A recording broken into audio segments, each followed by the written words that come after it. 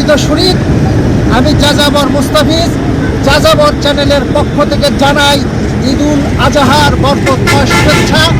আমি এখন দাঁড়িয়ে আছি আমাদের আরও 40 বছর আগের সেই ঐতিহাসিক কূপ, যেটা বগাইলের কূপ নামে খ্যাত।